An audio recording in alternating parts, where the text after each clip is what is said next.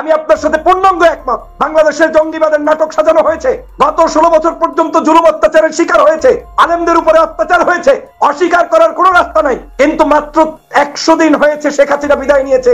শেখ হাসিনার এখন পর্যন্ত মানুষ সরকারকে বলতে চাই, আপনারা মামলা করছেন, হামলার শিকার হয়ে সংখ্যালঘু সম্প্রদায় রাজপথে নেমেছে, মামলার ভয় আমাদেরকে দেখাবেন না। আমাদেরকে দমায় রাখতে চান, সেক্ষেত্রে আপনারা আরো কারাগার তৈরি করুন। ওনাকে বিমানবন্দর থেকে আচমকা আটক করা হয়েছে, যেখানে আমরা জানি না ওনাকে গ্রেফতার করা হয়েছে না জিজ্ঞাসা। শেখ হাসিনার পতন এবং পালিয়ে যাওয়ার পর হিন্দু সম্প্রদায়ের নেতারা যা যা করছেন ঠিক করছেন কিনা, বিশেষ করে জনাব চিন্ময় কৃষ্ণ দাসকে গ্রেফতারকে কেন্দ্র করে যা যা ঘটল এবং রীতিমতো একজন আইনজীবীকে প্রকাশ্যে অন্তর্বর্তীকালীন সরকারের প্রধান উপদেষ্টা ডক্টর মোহাম্মদ ইউনূসের সাম্প্রতিক একটি বক্তব্যে সারা দেশে রীতিমতো তোলপাড় শুরু হয়েছে। রাজনৈতিক দলগুলো দীর্ঘদিন ধরে যে আশা নিয়ে আকাঙ্ক্ষা নিয়ে এই সরকারের দিকে তাকিয়েছিল। এবার কি তাহলে ক্ষমতা ছেড়ে চলে গেলেন ডক্টর মোহাম্মদ ইউনূস? আসসালামু আলাইকুম। আওয়ামী লীগ সরকার শেখ হাসিনা পালিয়ে যাওয়ার পর বর্তমানে ক্ষমতা আছেন নোবেলবিদ অন্তর্বর্তী সরকারের প্রধান উপদেষ্টা ডক্টর মোহাম্মদ ইউনূস। আর এই নোবেলবিদ অন্তর্বর্তী সরকার ডক্টর মোহাম্মদ ইউনূস ক্ষমতা থাকাকালীন আজকে সারা বাংলাদেশের চাঞ্চল্যের ঘটনা ঘটেছে। তার মধ্যে থেকে আমি আপনাদেরকে এমন কিছু গুরুত্বপূর্ণ ভিডিও ফুটেজ দেখাবো যা দেখলে আপনারা সত্যি রীতিমতো অবাক হয়ে যাবেন। তাই বলছি সম্পূর্ণ ভিডিও জুড়ে আমার সাথে থাকবেন, তাহলেই সবকিছু বুঝতে পারেন ইনশাল্লাহ। ভিডিওতে চলে যাবো তার আগে আপনাদের কাছে ছোট্ট একটা রিকোয়েস্ট, আপনি যদি আমার চ্যানেলের নতুন দর্শক হয়ে থাকেন তাহলে চ্যানেলটি সাবস্ক্রাইব করে পাশে থাকা বেল আইকনটা বাজিয়ে দিতে ভুলবেন না। চলুন আজকে সেই কাঙ্ক্ষিত ভিডিও ফুটেজগুলো আমরা প্রমাণ সহকারে ধারাবাহিকভাবে দেখে আসি। আমি আপনার সাথে পূর্ণাঙ্গ একমত। বাংলাদেশের জঙ্গিবাদের নাটক সাজানো হয়েছে, গত 16 বছর পর্যন্ত জুলুম অত্যাচারের শিকার হয়েছে, আলেমদের উপরে অত্যাচার হয়েছে, অস্বীকার করার কোনো রাস্তা নাই। কিন্তু মাত্র 100 দিন হয়েছে শেখ হাসিনা বিদায় নিয়েছে। শেখ হাসিনার এখন পর্যন্ত মানুষগুলো বিদায় নেয় নাই, সমস্ত চক্রান্ত চলমান রয়েছে। এবং একই দিনে আপনি গণজামায়াত করছে এক গ্রুপ, অন্যদিকে লং মার্চের ঘোষণা হচ্ছে একটা পত্রিকার জন্য লং মার্চ। আপনার এটার জন্য তো আরো স্টেপ গুলো আপনাকে দিতে হবে। স্মারকলিপি দেন, প্রধান উপদেষ্টার কাছে যান। আমি তো সব সময় বলি, বাংলাদেশে যদি লম্বা সময়ের জন্য আপনার চিন্তা চেতনা আদর্শকে বাস্তবায়ন করতে চান, নিজেকে প্রশ্ন করুন কয়টা পত্রিকার মালিক আপনার ডানপন্থীরা আমরা এখন পর্যন্ত করতে পেরেছি। কিন্তু 100 দিনের মধ্যে এত দাবি নিয়ে আপনি রাস্তায় নামলে সরকার দেশ চালাবে না, সংস্কার করবে না, নির্বাচন করবে না, আপনার ভালো কোনো পরিবর্তন করবে? আমার কাছে মনে হচ্ছে বাংলাদেশে একটি গ্রুপ বিভিন্ন দেশে বিদেশে বসে একদম গোয়েন্দা তৎপরতার সর্বোচ্চ উপর লেভেল থেকে এজেন্ট হিসাবে গেম খেলছে। আপনি জানেন যে প্রসঙ্গটা আমি 3টা পার্টে আজকে আলোচনা করব। প্রথমেই যেহেতু প্রথম আলো ইস্যুটা এসেছে, এটা নিয়ে আমি একটু বিস্তর কথা বলতে চাই। বাংলাদেশে যে কোনো পত্র পত্রিকা যে কাউকে ক্ষতিকর কোনোভাবে মানহানিকর কোনো কিছু করলে সেটার তীব্র নিন্দা যে কোনো ব্যক্তির জানানোর অধিকার, এটা সাংবিধানিক অধিকার। আমি সেই শ্রদ্ধা রেখেই আজকে কয়েকটা কথা বল। প্রথম আলোর সামনে গত 2 দিন আগ থেকে যে কার্যক্রম শুরু হয়েছে, একটা কার্যক্রম হচ্ছে যে নামাজ পড়া হয়েছে, আর একটা কার্যক্রম হয়েছে গরু জবাই দেওয়া হয়েছে। আমার কাছে প্রতিবাদের ভাষার ধরনটা আমার কাছে পছন্দ হয়নি। প্রতিবাদ থাকবেই, আপনার বিরুদ্ধেও প্রতিবাদ অনেকেই করে। ফেস দ্য পিপল ভালো কাজ করলে প্রশংসা করবে, একটা পছন্দ অপছন্দ থাকলে তার বিরুদ্ধে লেখালেখি করবে, বয়ান দিবে, সব চলবে। কিন্তু আপনাদেরকে মাথায় রাখতে হবে যে বাংলাদেশের বর্তমান সিচুয়েশনটা কি। বাংলাদেশকে নিয়ে গভীরতম একটি চক্রান্ত চলছে। প্রতিদিন এই বাংলাদেশের ঢাকা শহরে যে কোনো সুতায় আওয়ামী লীগ জনগণকে হাজির করতে যাচ্ছে, সেটা হোক ইসলামের নামে, সেটা হোক দাড়ির নামে, সেটা হোক টুপির নামে, সেটা হোক ওই আপনার আনসারের নামে, সেটা হোক প্রথম আলোর নামে, সেটা হোক গরুর নামে, যে কোনো গার্মেন্টস এর নামে, যে কোনো উদ্দেশ্যেই হোক তারা চাচ্ছে ঢাকা শহরকে একটা পেইনফুল শহরে রূপান্তরিত করতে। এখন আপনাকে বিবেকবান মানুষকে প্রথম যে কাজটা করতে হবে, আপনার কাছে বিগ অ্যাচিভমেন্টটা কি? শেখ হাসিনা বিদায় নিয়েছে ওইটা, নাকি রাষ্ট্রটাকে আপনি এখন এলোমেলো করে এমন একটা পরিস্থিতি তৈরি করেন যাতে শেখ হাসিনা আবার কামব্যাক করার মতো সিচুয়েশন তৈরি হয়? ওইটা আজকের জাতিকে বিবেকবান হতে হবে। আপনাকে আমি বলছি, যদি একটু এটার সাথে লিঙ্ক খোঁজেন, এই যে একটা পোস্টার দেখছেন, নিশ্চয়ই দেখতে পাচ্ছেন এই পোস্টারটা। এই পোস্টারটার ডেটটা একটু বুঝুন। এই পোস্টারটা হচ্ছে আজকের ডেট। কি বলা হচ্ছে? লং মার্চ টু কাউরান বাজার। কি এমন আমার উদ্দেশ্য আছে যে লং মার্চ টু কাউরান বাজার যেতে হবে? কবে? 25শে নভেম্বর দুপুর 2টা 30 দেখবেন শাহবাগে জমায়েত শুরু হবে, বিকাল 4টায় শাহবাগ থেকে কাউরান বাজার অভিমুখে মিছিল হবে। বাংলাদেশের একজন বিশিষ্ট ব্যক্তি, তিনি তার ইউটিউবে চ্যানেলে প্রচার করেছেন, যদিও তিনি এখানে উপস্থিত নাই। একই দিনে আপনার এই বাংলাদেশে ঢাকা শহরে প্রবেশ করেছে শত শত বাস।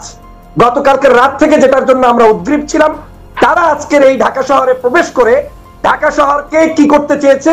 অসহিংস আন্দোলন করতে চেয়েছে। তারিখ কিন্তু 25 তারিখ, এই একই ডেট। তাহলে এইটার সাথে ওইটার লিঙ্ক আপ আছে কিনা আপনাকে খুঁজে বের করতে হবে।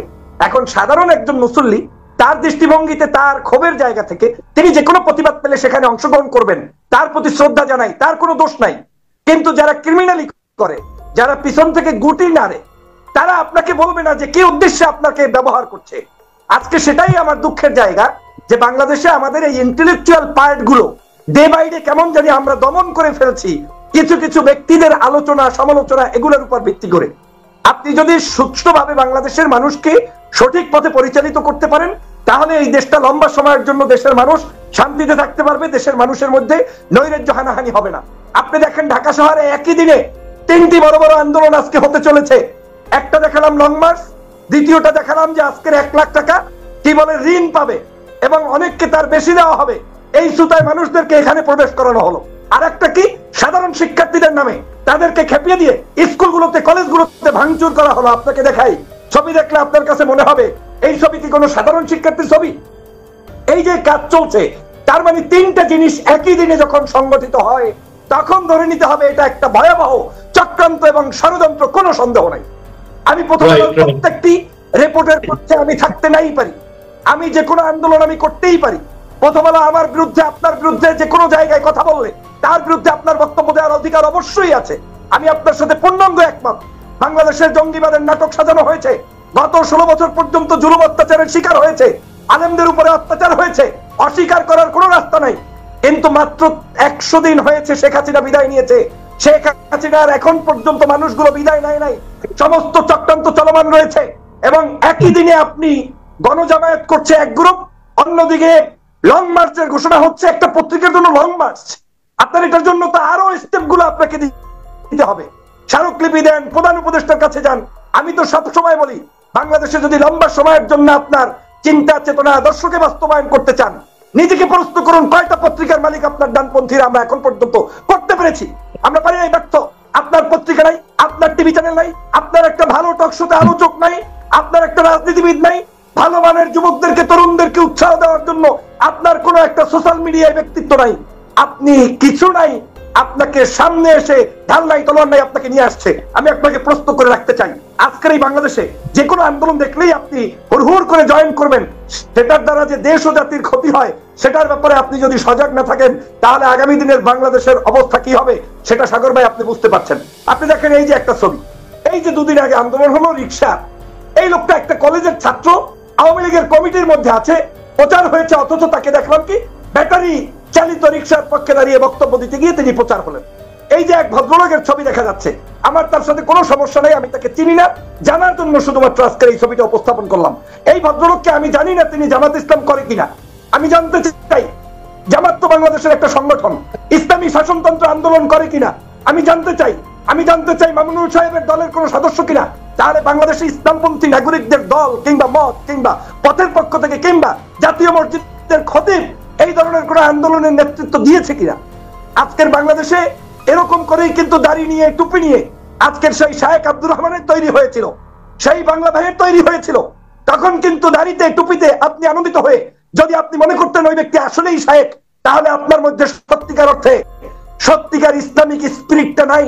উনি শায়েখ নয়, উনি ভণ্ড, উনি দেশকে জঙ্গিবাদ করেছে, ধ্বংস করেছে। আমাদেরকে বুঝতে হবে জঙ্গিবাদের সবাই কিন্তু জঙ্গির নাটকের মূল হোতা নয়। একজন মসজিদের ইমাম তিনি ইহুদি হতে পারে, মুখে দাড়ি কিংবা মাথায় টুপি লাগিয়ে, মুয়াজ্জিন কিংবা ওই মুসল্লিদের কোনো ত্রুটি নাই, তাদের কোনো দোষ নাই। কিন্তু ইহুদি যদি চক্রান্ত করে ইমাম বানিয়ে দেয় তাহলে ওই ইমাম আপনাকে যেই দিকে নেবে সেই দিকে আপনি ধ্বংসে দাবিত হবেন। আমার কাছে বাংলাদেশকে নিয়ে মনে হচ্ছে গভীর চক্রান্ত চলছে। এই সরকার যখন ক্ষমতায় এসেছে সবচেয়ে বড় অ্যাচিভমেন্ট হচ্ছে সরকারকে আমরা পেয়েছি। আমরা বলছি না সরকার 100% ফাংশন করছে, আমরা বলছি না এই সরকার ইসলামের সরকার, আমরা বলছি না এই সরকার 100% আপনার মনোপুত সব কাজ করছে। কিন্তু 100 দিনের মধ্যে এত দাবি নিয়ে আপনি রাস্তায় নামলে সরকার দেশ চালাবে না, সংস্কার করবে না, নির্বাচন করবে না, আপনার ভালো কোনো পরিবর্তন করবে? আমার কাছে মনে হচ্ছে বাংলাদেশে একটি গ্রুপ বিভিন্ন দেশে বিদেশে বসে একদম গোয়েন্দা তৎপরতার সর্বোচ্চ উপর লেভেল থেকে এজেন্ট হিসাবে গেম খেলছে। সে কারণে আজকে আপনাকে এরকম করে বলবে, কালকে আপনাকে আরেকজনের বিরুদ্ধে বলবে, পরশু আরেকদিনের বিরুদ্ধে বলবে, এরকম বলতে বলতে রাজনৈতিক অনৈক্য সৃষ্টি করে বাংলাদেশের মধ্যে একটা বিভাজনের রাজনীতি চলবে। আর আমার দেশের সহজ সরল নাগরিকরা তো স্বাভাবিক, সে তো ধরে নিবে এটা তো সুন্দর কাজ, এর চেয়ে ভালো কাজ আর কি আছে।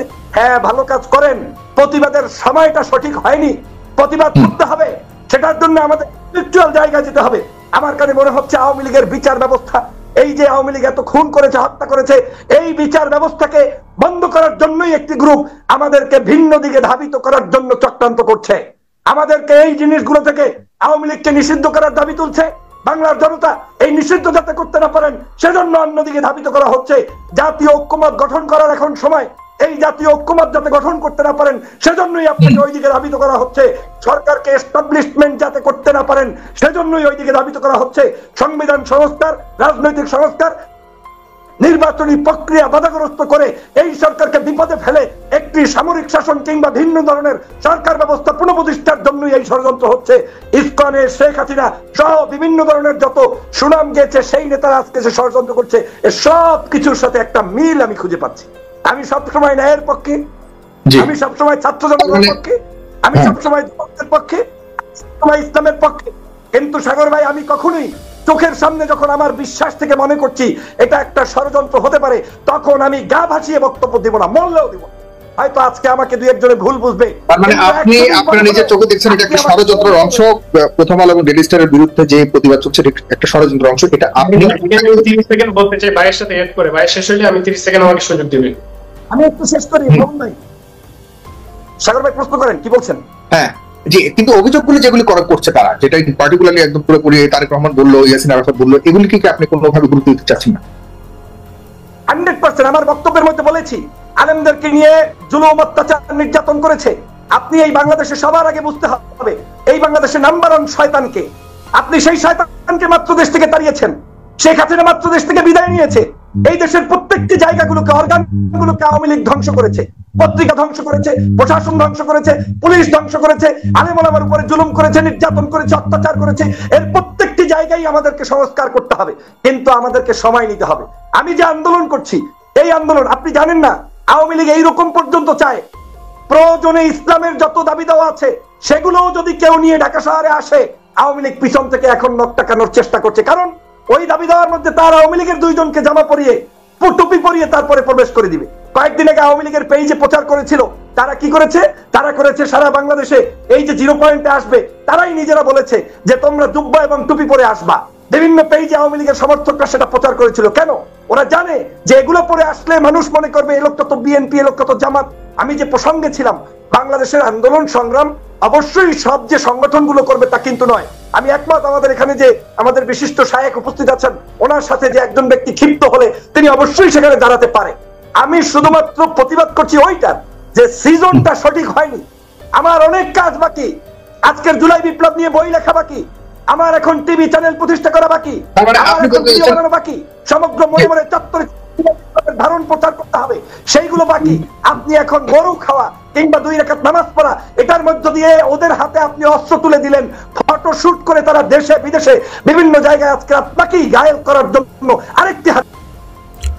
শেখ হাসিনার পতন এবং পালিয়ে যাওয়ার পর হিন্দু সম্প্রদায়ের নেতারা যা যা করছেন ঠিক করছেন কিনা, বিশেষ করে জনাব চিন্ময় কৃষ্ণ দাসকে গ্রেফতারকে কেন্দ্র করে যা যা ঘটল এবং রীতিমতো একজন আইনজীবীকে প্রকাশ্যে কুপিয়ে হত্যা করার পর এখনো তাদের নেতৃবৃন্দ যেসব কথা বলছেন, যেসব কর্মসূচি দিচ্ছেন, সেগুলো কি আদৌ সেন্সেবল? আমাদের দেশের সাধারণ হিন্দু সম্প্রদায়ের মানুষরা বুঝতে পারছেন তাদের জীবনে বড় সংকট তৈরি করছেন এসব নেতৃবৃন্দ?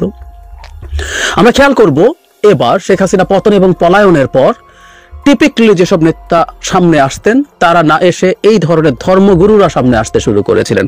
ধর্মগুরু শব্দটা শুনলেই আমরা যেন খুব সহজে না মনে করি যে তাদের কোনো পলিটিক্যাল বা কোনো ধরনের এজেন্ডা নেই। আছে, প্রচুর লোকজন আছে এবং অত্যন্ত ভয়ঙ্কর ধর্মগুরুদেরকেও আমরা বিভিন্ন ধর্মের ক্ষেত্রে দেখেছি।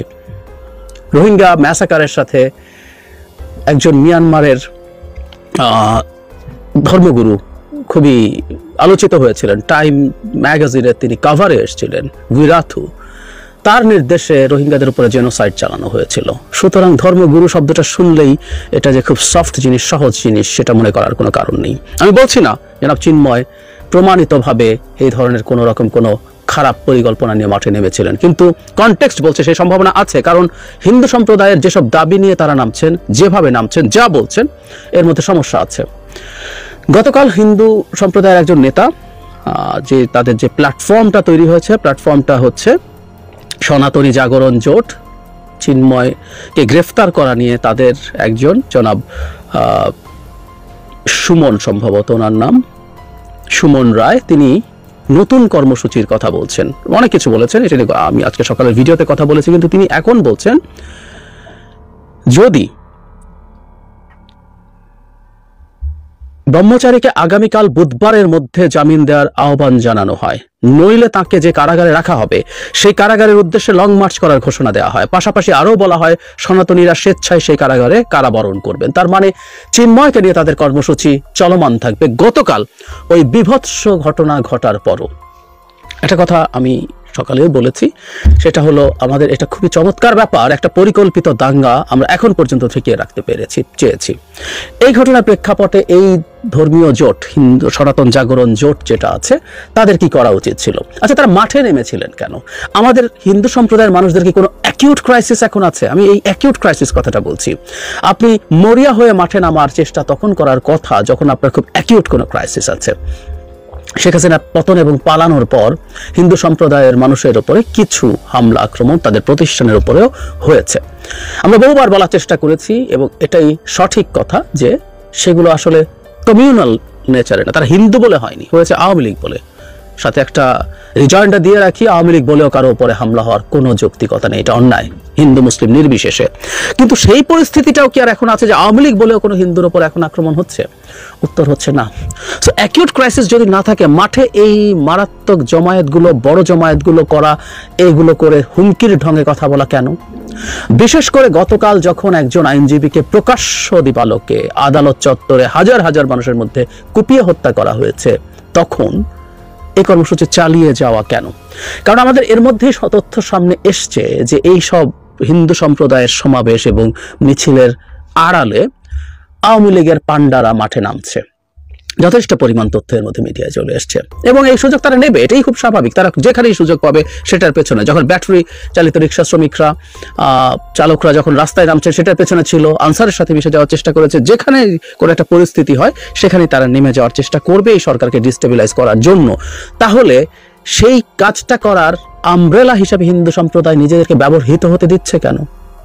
গতকালকের ঘটনার পর কি উচিত ছিল না এই কর্মসূচিগুলো আপাতত স্থগিত করা? কারণ আমি আবারও বলছি, তাদের উপরে যে অ্যাকিউট সংকট আছে, সেই অ্যাকিউট সংকট যেটা তাদের ভাষ্যমতে যদি যতটুকু ছিল সেটা তো এখন নেই। তাদের 8 দফা দাবি আছে, এই দাবিগুলো যৌক্তিক অযৌক্তিক সেটা ভিন্ন আলোচনা। এই 8 দফা দাবি তো এমন না যে শেখ হাসিনা পূরণ করেছিলেন, ডক্টর ইউনূস সরকার এসে এগুলো বাতিল করেছেন, তাহলে এখন মাঠে নামতে হবে কেন? এই 8 দফা দাবি তাদের আগেও ছিল, সেগুলো তখনও পালন করা হয়নি।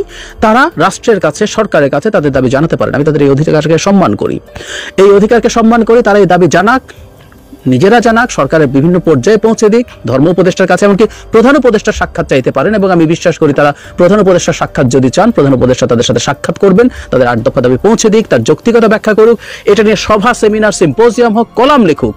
কিন্তু রাস্তায় নামা এবং এই ধরনের এনার্কি তৈরির প্রেক্ষাপট তৈরি করা তাদের দ্বারা হচ্ছে, এটা ভয়ঙ্কর ব্যাপার। এই সুযোগ নেওয়া হচ্ছে, তারা দেখছেন, তারপরও থামছেন না। সে কারণে এই নেতৃত্বকে আমি আসলে প্রশ্নবিদ্ধ করতে চাই এবং আমার মনে হয় আমাদের হিন্দু সম্প্রদায়ের মানুষেরও উচিত হবে এই নেতৃত্বকে প্রশ্ন করা। হিন্দু সম্প্রদায়ের বহু মানুষ, বহু নেতৃত্ব আছে। আমি জানি ফেসবুকে অনেক হিন্দু সম্প্রদায়ের মানুষকে স্ট্যাটাস দিতে দেখছি যেসব সংগঠনের নেতারা মূলত কারো না কারো এজেন্ডা, কখনো আওয়ামী লীগের, কখনো ভারতের এজেন্ডা বাস্তবায়ন করতে চান এই দেশের হিন্দু সম্প্রদায়ের মানুষকে ব্যবহার করে।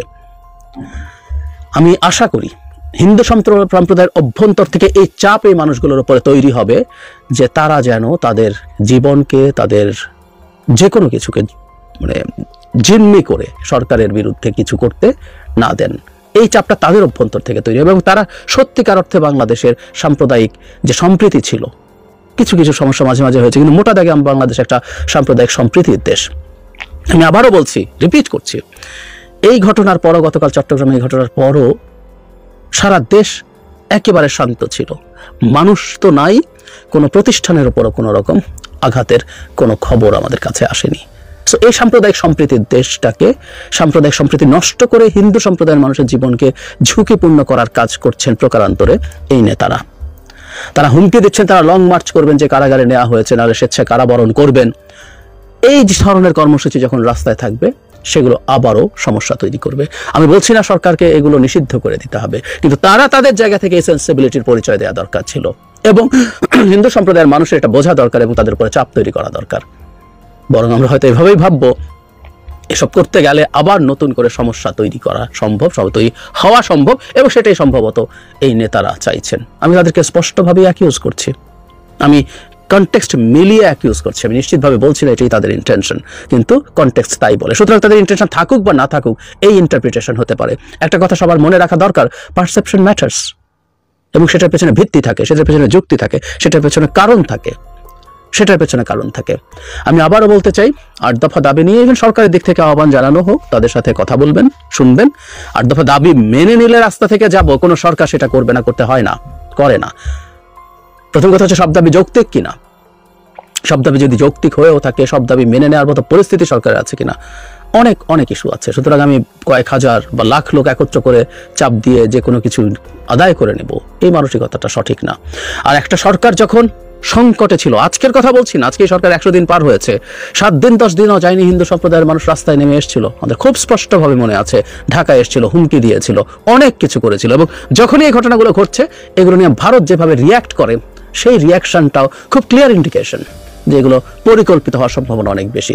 আমি তো আজ পর্যন্ত এই নেতাদের কাউকে বলতে শুনিনি ভারতকে থামতে বলতে, যে আপনারা চুপ করুন, আমাদের দেশের যে হিন্দু সম্প্রদায় আছে তাদের রাইট নিয়ে আমরাই ফাইট করব। দেখিনি, আমি আহ্বানও জানিয়েছিলাম। এবং ভারত যাদের পক্ষে দাঁড়াবে, এভাবে দাঁড়াবে, তাদের এই সেন্টিমেন্টের জায়গাগুলো বুঝতে হবে। বাংলাদেশে অ্যান্টি ইম্পেরিয়ালিস্ট, আমি কেউ কেউ বলবেন বাংলাদেশ জঙ্গিদের দেশ হয়ে গেছে বলে ভারতকে পছন্দ করে না, ইত্যাদি ইত্যাদি। ভারতকে পছন্দ এই দেশের একেবারে চাকর বাকর ছাড়া আওয়ামী লীগের, ভারতকে পছন্দ না, ভারতকে ঘৃণার পর্যায়ে নিয়েছে। এটা ভারতের কারণে এই দেশের প্রত্যেকটা ধর্ম বিশ্বাসী, ধর্ম অবিশ্বাসী, সেকুলার, লিবারেল, প্রত্যেকটা দেশপ্রেমিক মানুষ তার বিরুদ্ধে আছে, থাকে, যৌক্তিক কারণেই থাকে। সুতরাং সেই ভারতকে কাস্টোডিয়ান হিসাবে যদি নিয়ে আসার চেষ্টা করা হয়, প্রজেক্ট করা হয়, এবং ভারত নিজে যখন করছে সেটা প্রতিবাদ না করা হয়, কি মেসেজ যায় আমাদের হিন্দু সম্প্রদায়ের নেতাদের বুঝতে হবে। সুতরাং তাদের সৎবুদ্ধির উদয় হোক, তারা কোনোভাবেই যেন আওয়ামী লীগের পতিত স্বৈরাচার আওয়ামী লীগের পান্ডাদের আমব্রেলা হিসাবে কাজ না করেন এই দেশে একটা খারাপ পরিস্থিতি তৈরি করার জন্য। এই জিনিসটা আমি এই একটা জায়গায় চরম বিপদ দেখতে পাচ্ছি, এবং এই হিন্দু সম্প্রদায়ের নেতাদের এটার দায় নিতে হবে সামনের সময়গুলোতে। সাধারণ হিন্দু সম্প্রদায়, বহুবার বলা হলো, আবারও বলছি, তাদের সচেতন হওয়া দরকার। এই নেতাদের কিছু হয় না, ক্ষতি হবে হিন্দু সম্প্রদায়ের মানুষের, মুসলিম সম্প্রদায়ের মানুষের। এটা তো সম্মানিত দর্শক, আশা করছি আপনারা সম্পূর্ণ ভিডিও পরিষ্কার মনোযোগ সহকারে দেখেছেন। নোবেলবিদ অন্তর্বর্তী সরকারের প্রধান উপদেষ্টা ডক্টর মোহাম্মদ ইউনূস ক্ষমতা থাকাকালীন আজকে সারা বাংলাদেশে সব চাঞ্চল্য ঘটনা ঘটেছে, তার মধ্যে কি হয়েছে তাও বুঝতে পেরেছেন। এই বিষয়ে আপনাদের একটি গুরুত্বপূর্ণ মতামত অবশ্যই কমেন্ট করবেন। চলুন আমরা এই বিষয়ে আরো কয়েকটি ভিডিও ফুটেজ প্রমাণ সহকারে দেখে আসি। সরকারকে বলতে চাই, আপনারা মামলা করছেন, হামলার শিকার হয়ে সংখ্যালঘু সম্প্রদায় রাজপথে নেমেছে, মামলার ভয় আমাদেরকে দেখাবেন না। আমাদেরকে দমায় রাখতে চান, সেক্ষেত্রে আপনারা আরো কারাগার তৈরি করুন। ওনাকে বিমানবন্দর থেকে আচমকা আটক করা হয়েছে, যেখানে আমরা জানি না ওনাকে গ্রেফতার করা হয়েছে না জিজ্ঞাসাবাদ করার জন্য আনা হয়েছে। আমি কে সনাতনী সনাতনী সনাতনী সনাতনী তুমি কে আমি কে কুরুক্ষেত্রের হাতিয়ার গর্জে উঠুক আরেকবার কুরুক্ষেত্রের হাতিয়ার চিন্ময় প্রভু গ্রেফতার কেন? আমাদের 8 দফা দাবিগুলোর মধ্যে প্রথম দফা হচ্ছে 5ই আগস্ট থেকে বিভিন্ন সময়ে যে সংখ্যালঘু সম্প্রদায়ের উপর হামলা হয়েছে তার হচ্ছে সুষ্ঠু বিচার ট্রাইব্যুনাল গঠনের মাধ্যমে সুষ্ঠু বিচার চাইছি আমরা। এর পরবর্তীতে আমরা যারা ক্ষতিগ্রস্ত হয়েছে তাদের ক্ষতিপূরণ এবং পুনর্বাসন চেয়েছি, সংখ্যালঘু বিষয়ক মন্ত্রণালয় চেয়েছি, সংখ্যালঘু সুরক্ষা আইন চেয়েছি, পাশাপাশি আমরা দেবত্ব সম্পত্তি পুনরুদ্ধার এবং অর্পিত সম্পত্তি প্রত্যার্পণ আইন চেয়েছি, এবং একই সাথে বিভিন্ন কলেজ এবং বিশ্ববিদ্যালয়ে সংখ্যালঘু সম্প্রদায়ের জন্য প্রার্থনা কক্ষ চাওয়া হয়েছে, সংস্কৃত এবং পালি শিক্ষা বোর্ডের উন্নয়ন চাওয়া হয়েছে, এবং শারদীয় দুর্গোৎসবে 5 দিন ছুটি ছুটি, প্রবারণা পূর্ণিমায় বৌদ্ধদের জন্য একদিনের ছুটি এবং ইস্টার সানডেতে খ্রিস্টানদের জন্য একদিনের ছুটি এবং আদিবাসী সম্প্রদায়ের বৈশাখীর জন্য আমরা একদিনের ছুটি দাবি করেছিলাম। আমাদের মোট 8 দফা দাবির মধ্যে সরকার পুজোর আগে আমাদেরকে বলেছিল ওনারা সকল দফা দাবি নিয়ে কাজ করতে ইচ্ছুক, যেহেতু আমাদের 8 দফা দাবি যৌক্তিক। ইউনূস স্যার সহ বিভিন্ন উপদেষ্টা বিভিন্ন সময় বলেছেন যে 8 দফা দাবি যৌক্তিক, কিন্তু আমরা দৃশ্যমান কোনো পদক্ষেপ এখন পর্যন্ত গ্রহণ করতে দেখিনি। দুর্গাপূজায় 5 দিন ছুটি বাড়ানোর কথা বলা হয়েছিল, সেখানে মাত্র একদিনের ছুটি বাড়ানো হয়েছে এবং দুর্গাপূজার ষষ্ঠীর দিন ঢাকেশ্বরী মন্দিরে মাহফুজ স্যার বলেছেন যে হচ্ছে আমাদের যারা ক্ষতিগ্রস্ত তাদেরকে পুনর্বাসনের ব্যবস্থা করা হবে, অথচ না বিচার ট্রাইব্যুনাল গঠন করা হয়েছে না ক্ষতি পূরণের ব্যবস্থা করা হয়েছে। 8 দফার মূল আমরা 9 আগস্ট থেকে যখন আন্দোলনে নামি তখন শিক্ষার্থী সমাজ এই আন্দোলনের যখন শুরু করে তারা সংখ্যালঘু সম্প্রদায়ের 8% সংখ্যালঘু সম্প্রদায়ের অস্তিত্ব টিকে রাখার লড়াই হিসেবে সংখ্যালঘু সম্প্রদায় রাজপথে নেমেছিল। অথচ যখন একজন সাধু সন্ন্যাসী আমাদের নেতৃত্ব দিতে এসেছে চিন্ময় দাস ব্রহ্মচারী প্রভু, বারংবার তাকে মিথ্যা মামলার মাধ্যমে হেনস্থা করা হচ্ছে এবং বর্তমানে ওনাকে বিমানবন্দর থেকে আচমকা আটক করা হয়েছে, যেখানে আমরা জানি না ওনাকে গ্রেফতার করা হয়েছে না জিজ্ঞাসাবাদ করার জন্য আনা হয়েছে, কিংবা ওনার বর্তমান অবস্থা কি। বিগত বেশ কয়েকটা সমাবেশের কারণে বিভিন্ন জায়গায় যাওয়ার কারণে চিন্ময় প্রভু শারীরিকভাবে অসুস্থ ছিলেন, অথচ বর্তমানে ওনার কি অবস্থা সেই বিষয়ে আমাদেরকে কোনো কিছু জানানো হচ্ছে না। আমরা বিগত 2 ঘন্টা ধরে এখানে দাঁড়িয়ে আছি, ভিতর থেকে খালি বলা হচ্ছে ঊর্ধ্বতন কর্মকর্তার সাথে যোগাযোগ করা হবে। ঊর্ধ্বতন কর্মকর্তা কোথায়? সেক্ষেত্রে আমরা আইন শৃঙ্খলা বাহিনী এবং সরকারকে বলতে চাই, আপনারা মামলা করছেন, হামলার শিকার হয়ে সংখ্যালঘু সম্প্রদায় রাজপথে নেমেছে, মামলার ভয় আমাদেরকে দেখাবেন না। এবং ধর্মীয় সংগঠন বাংলাদেশে 1088টা সংগঠন আছে, আপনারা কয়টা সংগঠনের কয়টা মহারাজ কয়জন প্রভুকে আটক করবেন? যদি আমাদেরকে মামলা দিয়ে আটক করতে চান, আমাদেরকে দমায় রাখতে চান, সেক্ষেত্রে আপনারা আরো কারাগার তৈরি করুন, কারণ সংখ্যালঘু সম্প্রদায় 8 দফা বাস্তবায়ন না হওয়া পর্যন্ত রাজপথ ছাড়বে না। এবং 8 দফার সাথে এখন আরেক দফা যুক্ত হবে, সেটা হচ্ছে চিন্ময় প্রভু সহ সকল সাধু সন্ন্যাসীদেরকে যাদেরকে মামলা দিয়ে দমিয়ে রাখার চেষ্টা করা হচ্ছে সকলকে অবিলম্বে নিঃশর্তে মুক্তি প্রদান করতে হবে। এবং উনি ছিল দেখে এতদিন পর্যন্ত আন্দোলন শান্তিপূর্ণ হয়েছে, ছাত্র সমাজকে আর নামাবেন না। কি আসলে আপনারা কি তারে এখন নির্দ্বিধায় তারে মুক্তি দিয়ে নিঃশর্তে মুক্তি দিয়ে দিবে, সে তো কোনো অন্যায় করেনি ভাই। তার তো একটা ধর্মের ব্যাপারে কথা বলতেই পারে, সে তার অধিকার আছে, এই দেশের নাগরিক বলেন, সে তো এই দেশের নাগরিক, তাহলে যে তার গণতন্ত্র অধিকার, সে সব কিছু বলতে পারবে। দেশদ্রোহী কোনো কথা বললে সেটা নিয়ে তার সাথে জিজ্ঞেস করতে পারেন। দেশদ্রোহী কোনো কথা বলে নাই তো, ধর্মের সম্বন্ধে কথা বলে, শাস্ত্রে যেটা আছে সেটা বলে, কোনো অশ্লীল ভাষায় কোনো কথা বলে না। বলেন আচ্ছা, এখন আপনারা মানে কি করবেন? এখন কি আমরা কিছু বলে তারে সামনে তারে ছেড়ে দিয়ে, সে সাধু মানুষ, সে তো আর এখানে থাকতেও পারবে না, তার সম্মানে ছেড়ে দিয়ে ওনার উদ্দেশ্যে আমরা এসেছি যে ওনাকে এখান থেকে আমরা এখান থেকে নিয়ে যাবো, এই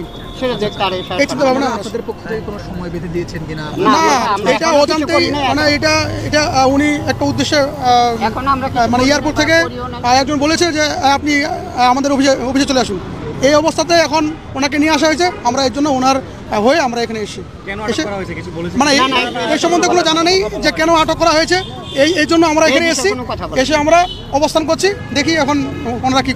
আচ্ছা, আপনার ধারণা কি, মানে কি অভিযোগে তাকে?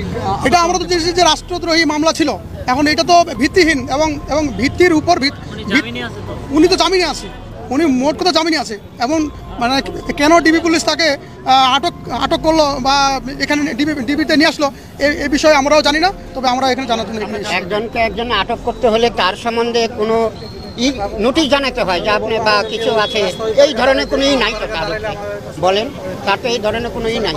কোথা থেকে আটক করা হয়েছে, কিভাবে আটক করা? এয়ারপোর্টে। তো আমরা আজকে শুনলাম যে ওনারা হচ্ছে এখন অফিসারদের সাথে আলাপ করে কি তদন্ত হবে, তো আমরা এখানে অবস্থান করছি, আমাদেরকে ওই পাশে যেতে বললো, তো আমরা এখানেই আছি। তো ওনারা বললো যে না না, মানে উনি বললো যে মানে ভিতরে মানে অফিসাররা কথা বলবে, তারপরে মানে কিছু জানানো না। আমরা এই দেশের নাগরিক, আমাদের এখানে অধিকার আছে, যেহেতু আমরা এই দেশের নাগরিক, অতএব এখানে মানে কেন নিয়ে আসে এটা আমরাও জানি না, তবে আমরা চাচ্ছি যে এখানে এসে যেন আমরা দেখি যে ওনাকে শোষণ মানে এখান থেকে ছাড়ে দেওয়া হয়।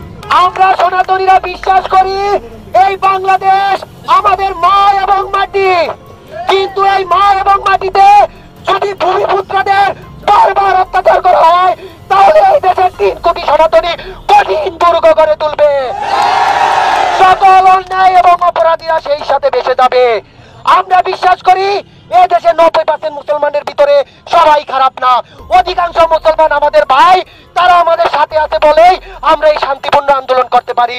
কিন্তু যে সকল দুষ্কৃতিকারীরা এই শান্তিপূর্ণ, এই সোনার বাংলায়, এই অসাম্প্রদায়িক বাংলায় আমাদের অধিকার হরণ করতে চাচ্ছে, তাদের বিরুদ্ধে আমরা কঠিন আন্দোলন করে তুলব। আমাদের চিন্ময় বাবুকে মুক্তি না দেওয়া হলে সমগ্র বাংলাদেশে আন্দোলন হবে। তুমি কে, আমি কে, সনাতনী সনাতনী, কুরুক্ষেত্রের হাতিয়ার করছে উঠুক আরেকবার। চিন্ময় বাবু গ্রেপ্তার কেন? জবাব চাই, জবাব চাই। রাজপথ কাঁপছে, সনাতনী আসছে, আমাদের আন্দোলনে হামলা কেন? জবাব চাই, জবাব চাই। Direct action, action to action. জেগেছে রে, জেগেছে, সনাতনী জেগেছে। এক দফা এক দাবি, চিন্ময় বাবুর মুক্তি। এক দফা এক দাবি, action to action, action to action. এক দফা এক দাবি। আসসালামু আলাইকুম রহমতুল্লাহি ওয়া বারাকাতুহু। সম্মানিত দর্শক, অন্তর্বর্তীকালীন সরকারের প্রধান উপদেষ্টা ডক্টর মোহাম্মদ ইউনূসের সাম্প্রতিক একটি বক্তব্যে সারা দেশে রীতিমতো তোলপাড় শুরু হয়েছে। রাজনৈতিক দলগুলো দীর্ঘদিন ধরে যে আশা নিয়ে, আকাঙ্ক্ষা নিয়ে এই সরকারের দিকে তাকিয়েছিল এবং নির্বাচন সংক্রান্ত বিষয়ে তাদের যে আশঙ্কা ছিল বা ভয় ছিল বা আতঙ্ক ছিল, সেই আতঙ্ক ডক্টর মোহাম্মদ ইউনূসের এই বক্তব্যের ফলে বা সাম্প্রতিক কথার ফলে একেবারে বহু গুণে বেড়ে গিয়েছে। নাম্বার 1। নাম্বার 2 হলো যে নির্বাচন নিয়ে জনমনে যে আশা ছিল যে তত্ত্বাবধায়ক সরকার বা অন্তর্বর্তীকালীন সরকার, যারা যে নামই ডাকেন না কেন, ডক্টর মোহাম্মদ ইউনূস একটা ঘোষণা দেবেন, একটা ডেফিনিট অ্যান্ড পয়েন্টিভ যে সময়, এটি তিনি নির্ধারণ করবেন যে আমরা আসলে এতদিন থাকতে চাই। তো রাজনৈতিক দলগুলো মূলত যৌক্তিকভাবে তারা 1 বছর সময় বা 1.5 বছর সময় দেওয়ার জন্য মানসিকভাবে তারা প্রস্তুত ছিল এবং সেনাপ্রধান তার বক্তব্যে 18 মাস সময়ের কথা বলেছিলেন যে এর মধ্যে নির্বাচন হওয়া উচিত। তো ওর মধ্যে মূলত রাজনৈতিক দলগুলো একটা আশার বাণী তারা দেখেছিল, যদিও বিএনপির মতো রাজনৈতিক দলের জন্য 18 মাস একটা মহাপরীক্ষা।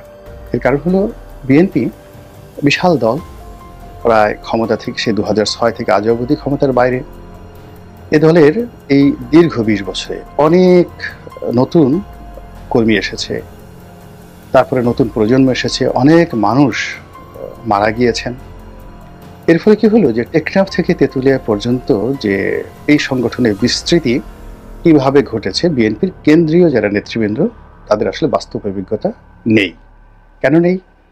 এর কারণ হলো যে এই দলটিকে সেই 2009 থেকে আজ অবধি মূলত শেখ হাসিনা রেজিম ভালো একটা পাবলিক মিটিং পর্যন্ত ঠিকমতো করতে দেয়নি, কোনো সাংগঠনিক জেলা সফর করতে দেয়নি, কোনো কমিটি করতে দেয়নি। এবং শেষের দিকে তো এমন অবস্থা হলো যে ছাত্রদল, যুবদল বা বিএনপির যে কোনো একটা মিছিল, এমনকি মহিলা দলের একটা ক্ষুদ্র মিছিল, 10-12 জন লোক নিয়ে যদি একটা মিছিল দেওয়া হতো, সেখানে পুলিশ রীতিমতো ব্রাশ ফায়ার করে দিত।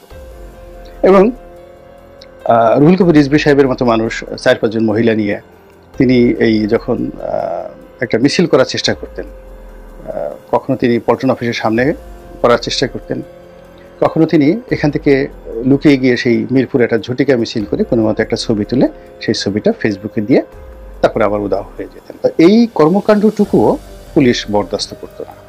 তারা এই জন্য মাঝে মধ্যে বিএনপি অফিসে রেড দিত। এই রেড দেওয়ার ফলে কি হলো যে বিএনপি কাগজে আছে, কলমে আছে, মানুষের হৃদয়ে আছে, মনে আছে, মননে আছে, কিন্তু এটার যেটা স্ট্রাকচার, এটা যে নাট বল্টু, এগুলো সব ঢিল হয়ে গেছে। এটার যে ভিত্তিগুলো, এটা সব নড়বড় হয়ে গেছে। এবং এই অবস্থাতে যখন শেখ হাসিনার পতন হলো, যেহেতু এই দলটি সবচেয়ে জনপ্রিয়, এই দলের কর্মীর সংখ্যা বেশি, তারা কিন্তু পথে ঘাটে মাঠে ছড়িয়ে পড়েছে। দলের ভালো আছে, মন্দ আছে, খারাপ দিক আছে, কিন্তু এই যে দলের নেতাকর্মীদেরকে যে নিয়ন্ত্রণ করবে কেন্দ্রীয় নেতৃত্ব, অর্থাৎ উপজেলাকে জেলা নেতৃত্ব, জেলা নেতৃত্বকে সেই বলা হয় বিভাগীয় নেতৃত্বকে কেন্দ্রীয় নেতৃত্ব, এই যে চেইন অফ কমান্ড, এইটা নিয়ন্ত্রণ করার জন্য যে পরিবেশ পরিস্থিতি দরকার সেটা এখন বিএনপির নাই। যে যেখান থেকে পারছে সভা করছে, সেমিনার করছে, মিছিল করছে, মিটিং করছে, চাঁদাবাজি করছে, গুন্ডামি করছে, মানে যার যেটা প্রয়োজন এবং যার যেটা অভ্যাস সে অনুযায়ী করে যাচ্ছে। তো এই বিষয়গুলো বিএনপি তখনই নিয়ন্ত্রণ করতে পারবে যখন রাষ্ট্র ক্ষমতা তার অধীন থাকবে অথবা সমাজে সত্যিকার অর্থে ন্যায় বিচার থাকবে। যেমন ধরুন এখন যদি পুলিশ অ্যাক্টিভ থাকতো তাহলে বিএনপির নেতাকর্মীরা যে দখল কাজ করছে, চাঁদাবাজি করছে, নিজেরা মারামারি করছে বা অবৈধ মামলা দিচ্ছে, মানে যে সকল অভিযোগ বিএনপিকে এখন একেবারে সর্বনাশ করে ছেড়েছে, এর একটাও কিন্তু ঘটতো না যদি প্রশাসন থাকতো। আর যদি ক্ষমতায় বিএনপি থাকতো তাহলে তো এগুলো প্রশ্নই আসে না। তো এই জন্য বিএনপির অস্তিত্বের মানে রক্ষার কারণে বা অস্তিত্ব রক্ষার স্বার্থে বিএনপি দ্রুত নির্বাচন চাচ্ছে, বিএনপি দ্রুত আইন শৃঙ্খলা রক্ষাকারী বাহিনীর প্রত্যাবর্তন, পুলিশের প্রত্যাবর্তন চাচ্ছে, বিএনপি দ্রুত পরিস্থিতির উন্নতি চাচ্ছে, এরকম অনেক কিছু। কিন্তু সেখানে 18 মাস তো দূরের কথা, বিএনপির জন্য আসলে 3 মাস, এখন থেকে যদি 3 মাস পরে নির্বাচন হয় এবং এখন যে অবস্থা চলছে 3 মাস পরে যদি এই সরকার যে কোনো কারণে হোক, আমেরিকার চাপে হোক, তারপর ভারতের চাপে হোক, কিংবা নিজেদের কোনো যাকে বলা হয় গোপন চুক্তি হোক বা সমঝোতা হোক, কিংবা আওয়ামী লীগ সরকারের যে সকল সাবেক কামলার এখন সেনাবাহিনী থেকে শুরু করে সব জায়গাতে ছড়িয়ে ছিটিয়ে আছেন তাদের কারণে হোক, মানে যে কোনো কারণে হোক, এরা যদি এই মুহূর্তে একটা নির্বাচন দেয় খুব দ্রুত 6 মাস পরে, 1 বছর পরে কিংবা 2 বছর পরে, এবং সেখানে আওয়ামী লীগকে যদি অংশগ্রহণের সুযোগ দেওয়া হয়, কোনো শেক লাগবে না, কিছু লাগবে না, খালি নৌকায় থাকবে, আর ধরে ধরে সেই নৌকাতে খালি অন্য দলের লোক ঢুকিয়ে দেবে বা সাধারণ মানুষ ঢুকিয়ে দেবে। এমনকি ডক্টর ইউনূসের গ্রামীণ ব্যাংকের ম্যানেজারদেরকে যদি নৌকায় মনোনয়ন দেওয়া হয়, অবিশ্বাস্য ফলাফল আসবে এবং বিএনপির চরম ভরাডুবি হবে, জামাতের চরম ভরাডুবি হবে। এবং এই জিনিসগুলো রাজনৈতিক দলগুলো বুঝতে পেরেছে এবং বুঝতে পারার কারণেই তারা খুব দ্রুত একটা নির্বাচন চাচ্ছিল এবং পরিস্থিতির উন্নয়ন চাচ্ছিল। কিন্তু ডক্টর মোহাম্মদ ইউনূস বিভিন্ন সময় তার কথাবার্তাতে যেটা হচ্ছে সেটা ধরি মাছ নাসুই পানি, ডান দিকে যাব না বাম দিকে যাব, কি বলবো কিছুই বোঝা যাচ্ছিল না। অনেকটা চোখটারা প্রকৃতির। আপনি চোখটারা মানুষ যখন আপনার গোলকিপার হয়, তারপরে কিংবা চোখটারা মানুষ যখন ফুটবল খেলতে যায়, ধরুন মেসি যদি চোখ টেরা হয়, সেক্ষেত্রে তার চোখের আই কন্ট্যাক্টের মানে চোখের সঙ্গে চোখ মিলিয়ে গোলকিপার যদি বল ধরার চেষ্টা করে তার তো সর্বনাশ হয়ে যাবে। তো এই জন্য পরে আমরা এই যে চোখ টেরা বা বাঁকা চোখ, কানা চোখ, এই জিনিসগুলো খুব যাকে বলা হয় ভয়াবহ মনে করি। এখন এই যে সরকারের যারা উপদেষ্টা, প্রধান উপদেষ্টা যারা আছেন, সকলেই এরকম বাঁকা চোখে, বাঁকা মুখে, বাঁকা বাঁশির সুরে যে ইঙ্গিতপূর্ণ কথাবার্তা বলছেন তা রাজনৈতিক দলগুলো বুঝতে পারছেন না, তারা কনফিউজড এবং তারা ক্রমশ ধৈর্য হারিয়ে ফেলেছেন। তো এর ফলে কি হচ্ছে, সামাজিক যে অস্থিরতা, সেই অস্থিরতা প্রবলভাবে বেড়ে যাচ্ছে। এবং এই যে সামাজিক অস্থিরতা বেড়ে যাচ্ছে, রাজনৈতিক দলগুলো দুরবস্থার মধ্যে পড়েছে, রাষ্ট্র রীতিমতো হুমকির মধ্যে পড়েছে, জনগণের জীবনের দুর্ভোগ এবং দুর্দশা সীমাহীন অবস্থায় পৌঁছে গেছে। এটা কিন্তু এই অন্তর্বর্তীকালীন সরকারের ক্ষমতায় থাকার জন্য নিয়ামক। অর্থাৎ এরকম যখন বিশৃঙ্খল অবস্থা তৈরি হয় তখন মানুষ যার যার অবস্থা নিয়ে ব্যস্ত থাকে। ধরুন আপনার পেট খারাপ করছে, আপনার সামনে যদি 3টা গোকরা সাপও দাঁড়িয়ে থাকে, আপনার যদি ডায়রিয়া হয়ে যায়, আপনার কিন্তু খেয়াল থাকবে না গোকরা সাপ সামনে আছে কোনো অবস্থাতেই। বা ধরুন আপনার সামনে আজরাইল দাঁড়িয়ে আছে, হঠাৎ করে পেট ব্যথা শুরু হয়েছে, আপনি সেই আজরাইলের যে 32 পাটি দাঁত কিংবা সে যে বিশাল অগ্নিমূর্তি ধারণ করে আপনার সামনে দাঁড়িয়ে আছে, ওদিকে আপনার খেয়াল করার সুযোগ হবে না। তো এইরকম মানুষের যে শারীরিক বেদনা, মানসিক বেদনা, অভাব, অভিযোগ যখন প্রবল আকার ধারণ করে, কে ডক্টর ইউনূস, কে প্রধানমন্ত্রী, দেশ কোথায় গেল, এসব চিন্তা না করে যার যার মতো করে চিন্তা করতে থাকে। ফলে দেখবেন যেখানে দুর্ভিক্ষ হয়েছে, যেখানে গৃহযুদ্ধ হয়েছে, যেখানে যুদ্ধ হয়েছে, সেই জায়গাগুলোতে সাধারণত সরকার পরিবর্তন হয় না, সেখানে মাঝে মধ্যে সামরিক বাহিনীর মধ্যে কু হয় এবং ক্ষমতার পট পরিবর্তন হয় কেন্দ্রে, কিন্তু আলটিমেটলি ক্ষমতার যারা নিয়ামক অর্থাৎ আমলাতন্ত্র, তারা কিন্তু খুব মজার মধ্যে থাকে। তাই এখন যে দুর্বল অবস্থা, এখানে সামরিক বেসামরিক আমলাতন্ত্র তারা খুব আনন্দে আছে, ভীষণ রকম আনন্দে আছে। দেশ যেভাবেই যাক না কেন, এখানে উন্নয়ন হলো না, রাস্তাঘাট ভেঙে গেল, কিন্তু তাদের যে এই বিশাল 18 কোটি মানুষের উপর ভর করে এই 20 লক্ষ সরকারি কর্মকর্তা কর্মচারী, তাদের বেতন ভাতার কোনো অসুবিধা হবে না। আমাদের সমস্যা হবে কিন্তু তাদের সমস্যা হবে না।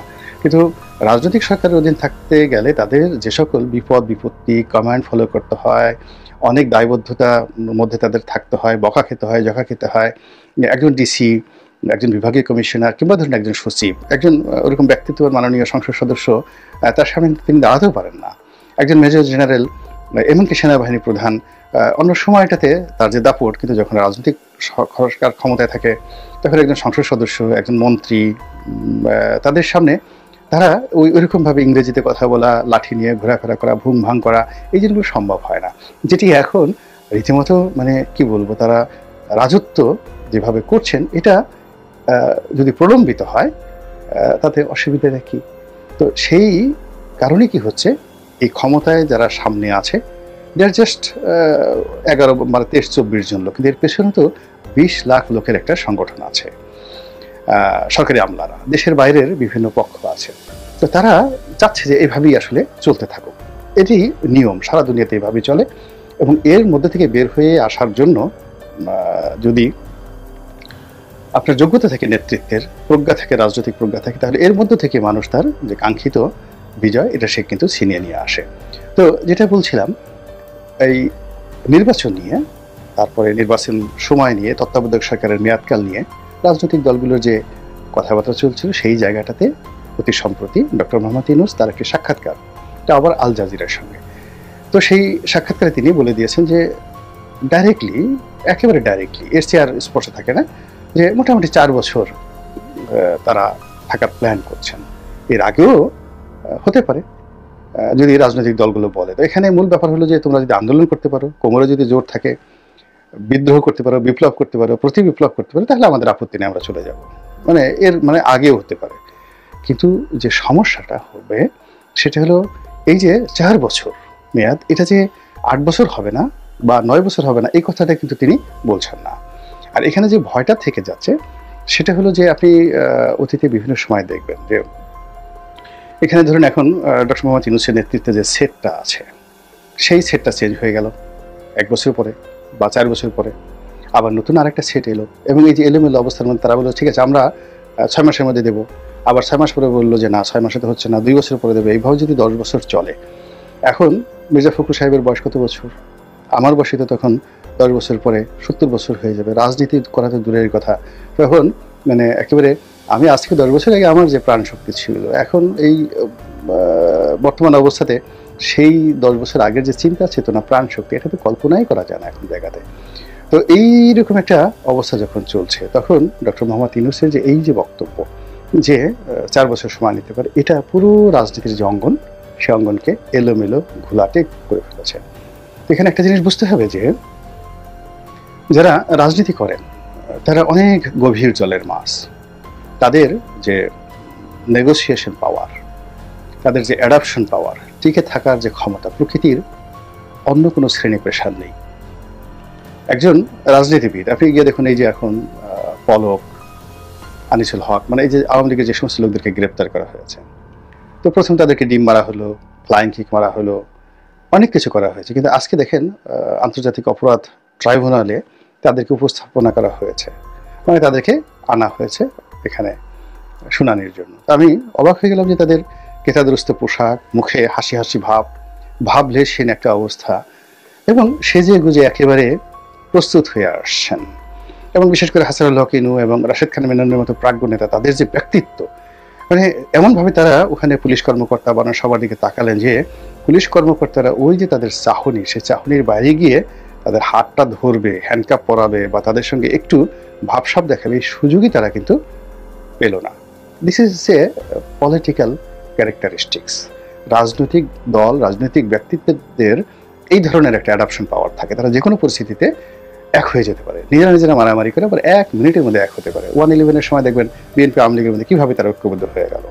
তো কাজেই এই যে ডক্টর মোহাম্মদ ইউনূস যে শব্দ বোমা প্রয়োগ করলেন বা যে কথা তিনি বললেন, এটার প্রেক্ষিতে নিশ্চিতভাবে রাজপথ গরম হয়ে যাবে। এবং এটা আপনাদেরকে 15 দিন অপেক্ষা করতে হবে না, অর্থাৎ এরপর যদি উনি বলেনও 6 মাস পরে নির্বাচন দেব বা 3 মাস পরে নির্বাচন দেব, এই বিশ্বাস আর তিনি অর্জন করতে পারবেন না। আলটিমেটলি তার যে কমিটমেন্ট, তার যে আচরণ বা তার সম্পর্কে মানুষের যে চিন্তা চেতনা ছিল, এই জায়গাটা আঘাতপ্রাপ্ত হয়েছে। যেমন তিনি অনেকে দাওয়াত করেছেন, তো অনেকের সঙ্গে কথা বলেছেন, কিন্তু যারা গিয়েছেন তারা কেউ মুগ্ধ হয়ে আসেননি, খুশি হয়ে আসেননি। মনে হয়েছে এটা একটা ফর্মাল একটা মেশিনের সাথে কথা বলছেন, না আছে আপ্যায়ন, না আছে আন্তরিকতা, না আছে কোনো কিছু। তিনি তার কথা বলছেন, জাস্ট ওনার সঙ্গে একটা দেখা হলো, ফর্মাল মিটিং হলো। কিন্তু সত্যিকার অর্থে একটা নেগোসিয়েশন বলতে যা বোঝায়, এটি কোনো রাজনৈতিক দলের সঙ্গে, কোনো ব্যক্তির সঙ্গে, কোনো সংগঠনের সঙ্গে এখনো পর্যন্ত হয়নি। এবং এমনকি উনি যে সাক্ষাৎকারগুলো দিয়েছেন, প্রথম আলোতে দিয়েছেন, নিউ ইয়র্ক টাইমসে দিয়েছেন, তারপর আল জাজিরার সাক্ষাৎকারটা তো আমি পুরো শুনলাম।